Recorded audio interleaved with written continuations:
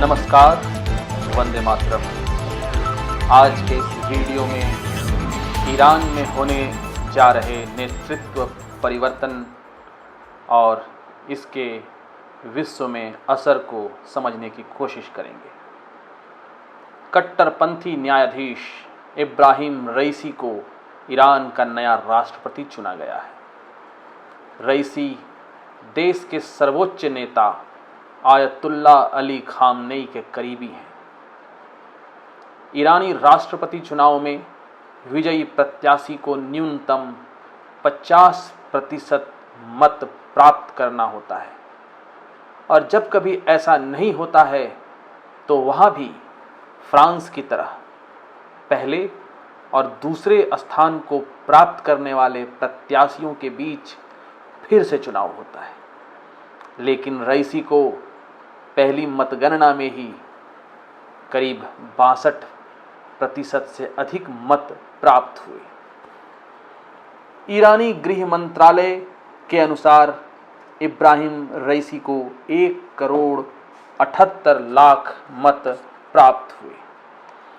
61.95% vote मिले हैं और उनके प्रतिद्वंदी ईरान के प्रमुख सैन्य बल, जो ईरान का एक सबसे प्रमुख सैन्य बल है जिसको रिवॉल्यूशनरी गार्ड कहते हैं, के पूर्व कमांडर मोहसिन रेजाई को केवल 33 लाख और सेंट्रल बैंक के पूर्व प्रमुख अब्दुल नसर हिम्मती को 24 लाख ही मत मिले। इसका मतलब काफ़ी बड़े मुकाबले में काफ़ी अच्छे खासे वोट से रईसी आगे रहे। अगले कुछ माह में नए राष्ट्रपति जो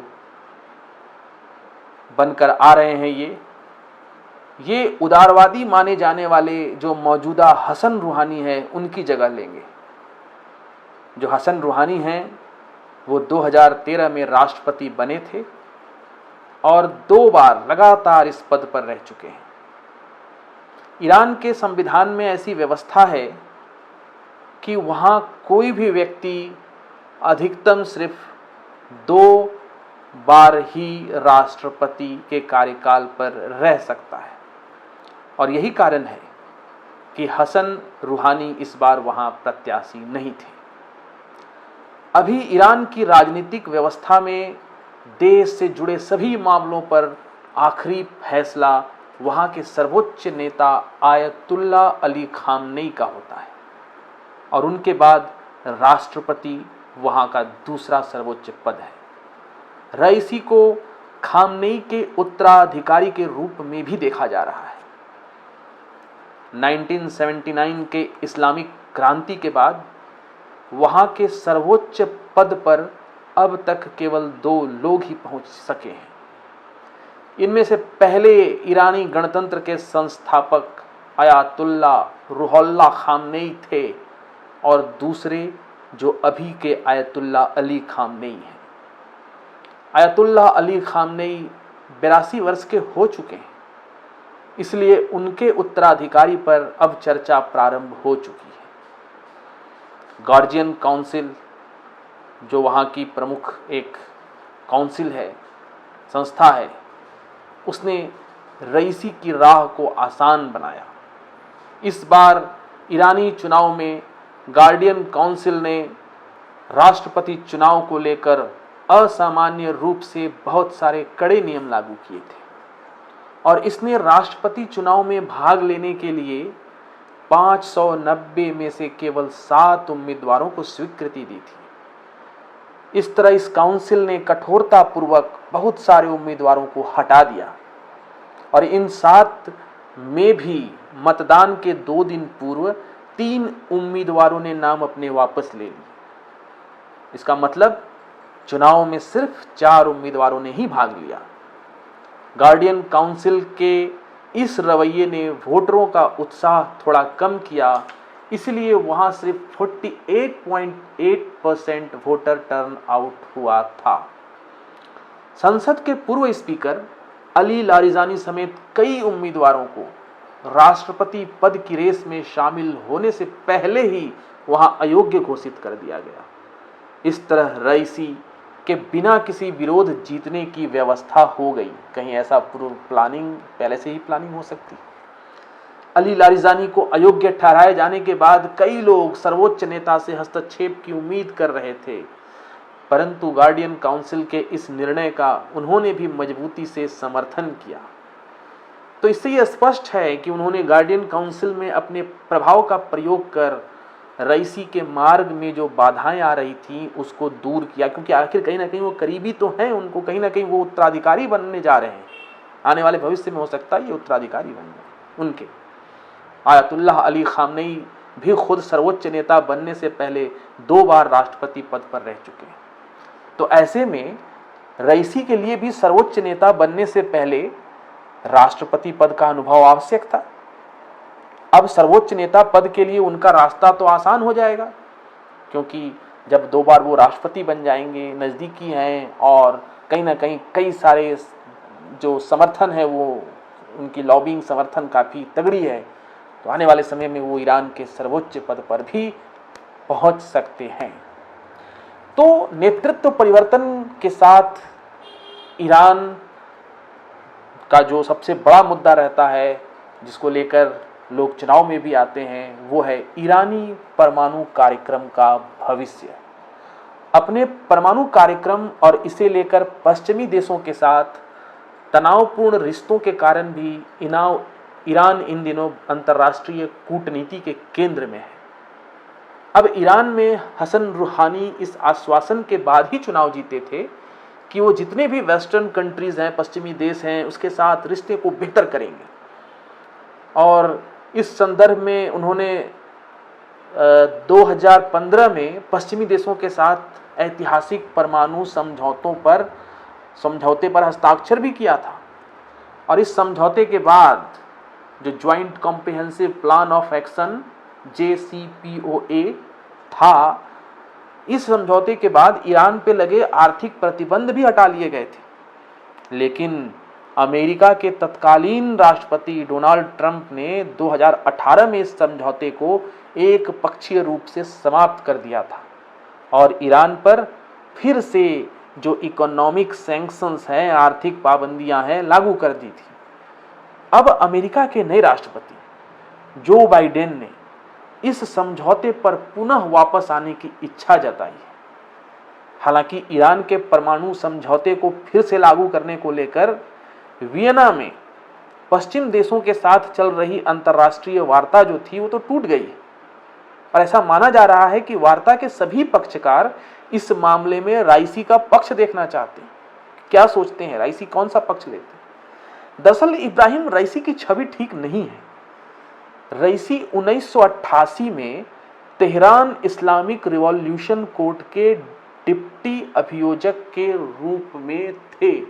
तो जो 1988 का एग्जीक्यूशन हुआ था ईरानियन पॉलिटिकल प्रिजनर्स का, वो कहा जाता है कि एक series of state sponsored execution of political prisoners across Iran, मतलब कि राज्य जानबूझकर राज्य की तरफ से किया जाने वाला पॉलिटिकल प्रिजनर्स का एग्जीक्यूशन था।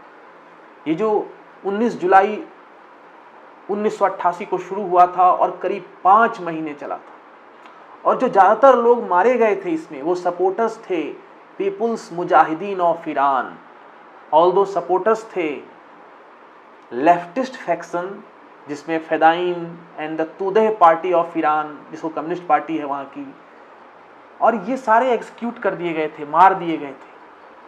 अरे एमनेस्टी इंटरनेशनल के हिसाब से तो हजारों जो राजनीतिक रूप से जो डिसिडेंट्स कहते हैं, यानी कि जो विद्रोही ग्रुप था, सभी को सिस्टेमेटिकली या तो गायब कर दिया गया, या तो किसी डिटेंशन फैसिलिटी में रखा गया, या तो फिर उनको एक्स्ट्रा जुडिशियल एग्जीक्यूशन, कहने का मतलब किसी न्यायिक प्रक्रिया को अपनाकर नहीं, उनका सफाया कर दिया गया।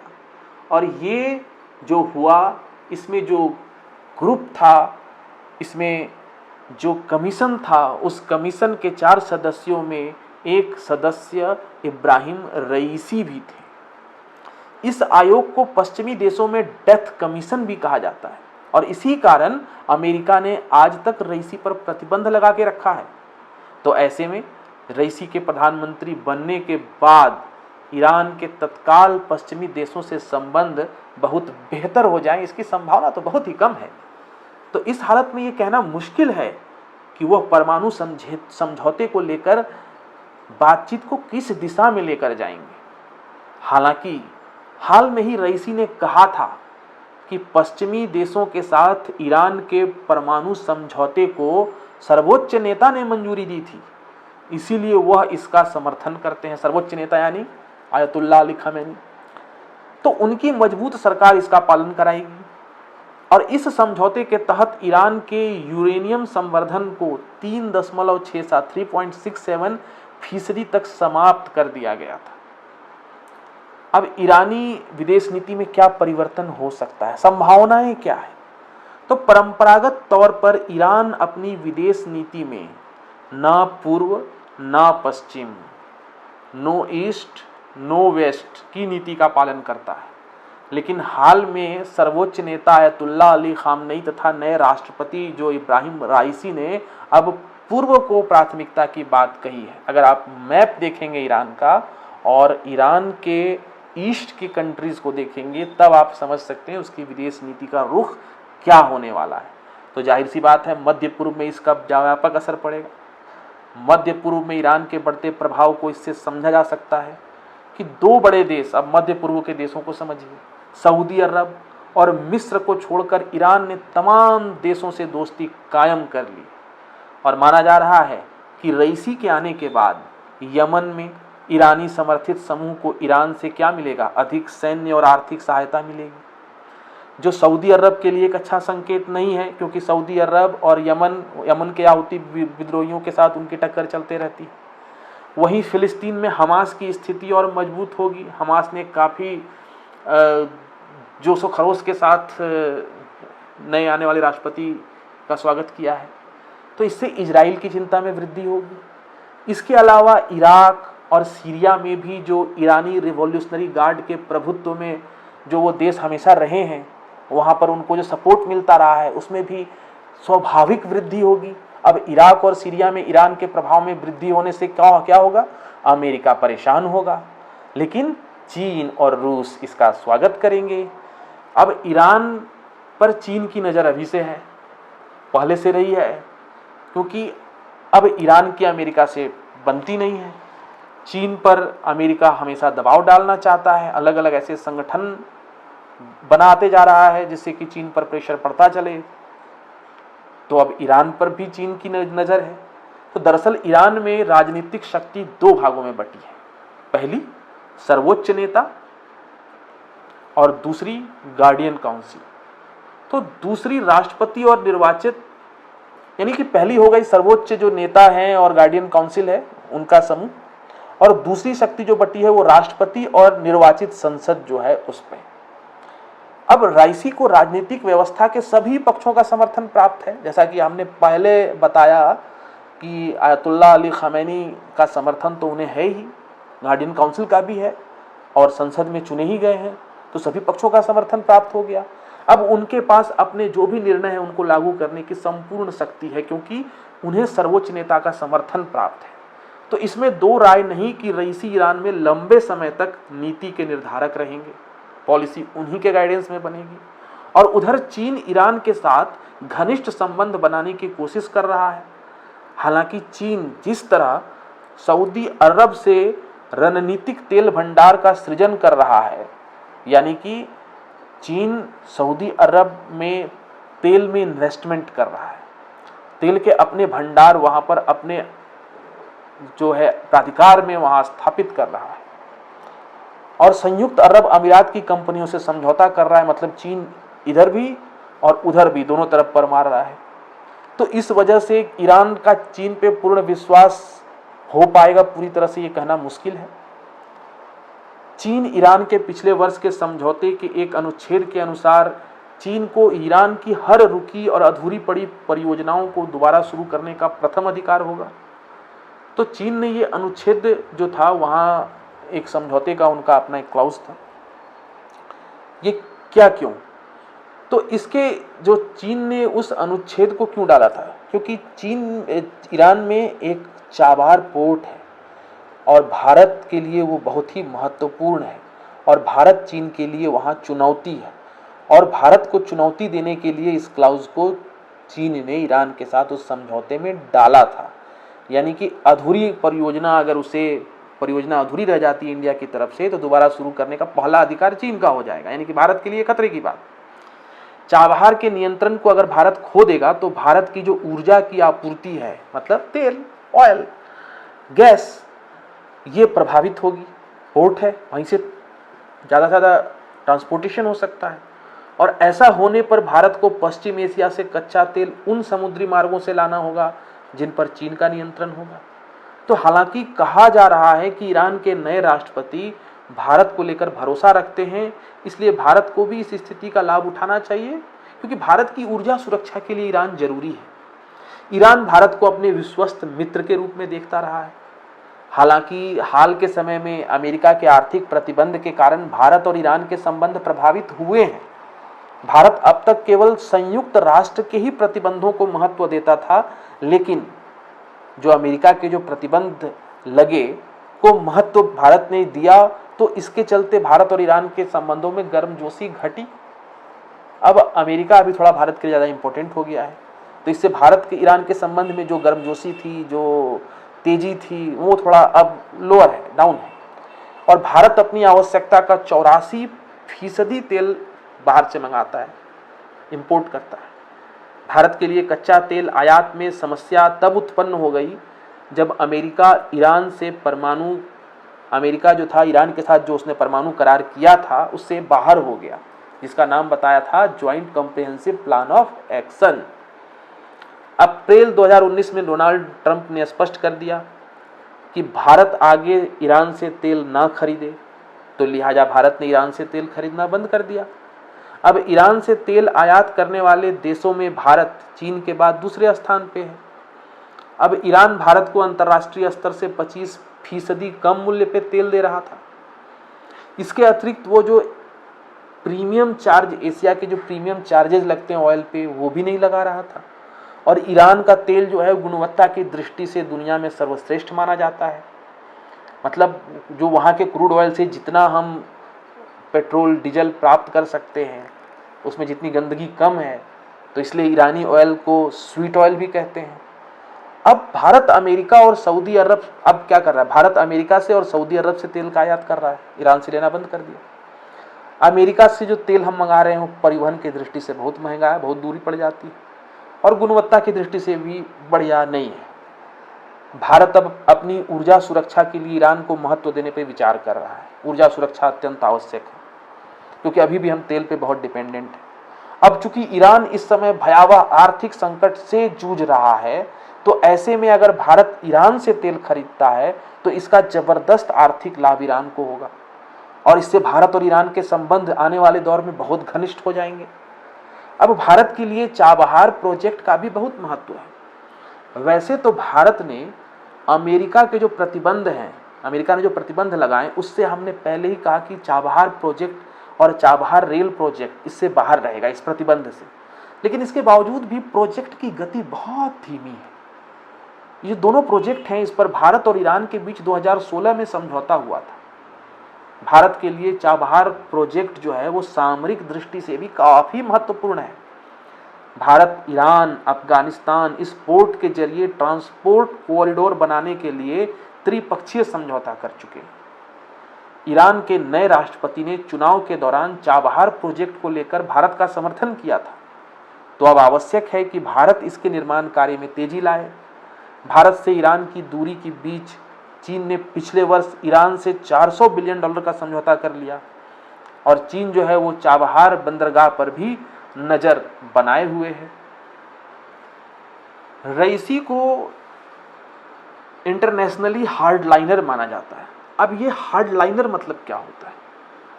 तो जो वेस्टर्न पावर हैं वो जब हार्डलाइनर टर्म का यूज करते हैं तो इसका मतलब होता है प्रिंसिपलिस्ट पॉलिटिकल फैक्शन। मतलब ईरान के वो प्रिंसिपलिस्ट पॉलिटिकल फैक्शन जो क्या सपोर्ट करते हैं, सुप्रीम लीडर, वहाँ के सुप्रीम लीडर को, और रिटर्न करते हैं, जो return to the traditional principle that hard back to the earlier years of the Islamic republic. यानी इस्लामिक रिपब्लिक के शुरुआती साल के समय जिस तरह की व्यवस्था थी, जिस तरह की जुडिशियल सिस्टम था, जिस तरह का एडमिनिस्ट्रेटिव सिस्टम था, उसको प्राप्त करने की, उस ट्रेडिशनल प्रिंसिपल पे चलने की, इंटरनेशनल सिद्धांतों, इंटरनेशनल नियम कायदों के अनुसार न चलने की, जो सुप्रीम लीडर हैं वहाँ के, उनके जो रिलीजियस थॉट्स हैं, उसको सपोर्ट करने की जो राजनीतिक फैक्शन जो है, उसका जो सिद्धांत बन जाता है, तो इसको हार्डलाइनर मानते हैं वेस्टर्न पावर्स ईरान के संदर्भ में। और ये जो हार्डलाइनर थे, इन्होंने जब 2015 में न्यूक्लियर अकॉर्ड हुआ था तो इसके पूरी तरह इन्होंने विरोध किया था, क्योंकि ये वेस्ट को कभी ट्रस्ट नहीं करते। इब्राहिम रईसी के चुने जाने के बाद इजराइल ने काफ़ी तीखी प्रतिक्रिया दी है। वो तो ईरान के न्यू प्रेसिडेंट को हैंगमैन यानी कि फांसी पर लटकाने वाला, वो जल्लाद की तरह मानते हैं। ये तो कहते हैं कि वेकअप कॉल है पूरे विश्व के लिए, वो सभी पावर के लिए जो न्यूक्लियर एग्रीमेंट को महत्व देना चाहते हैं। उनको लगता है कि एग्रीमेंट कर लेने से, न्यूक्लियर एग्रीमेंट कर लेने से परमाणु हथियार प्राप्त करने के अपने रास्ते पर नहीं चलेगा, क्योंकि पास्ट में देखा गया है कि ईरान में कई न्यूक्लियर साइंटिस्ट को इजराइल ने उनकी किलिंग भी करवाई है। हालांकि उसने पूरी तरह से इसकी रिस्पॉन्सिबिलिटी लेने से इनकार किया है, क्योंकि ईरान का परमाणु संपन्न होना इजराइल के लिए एक बड़ा खतरा है।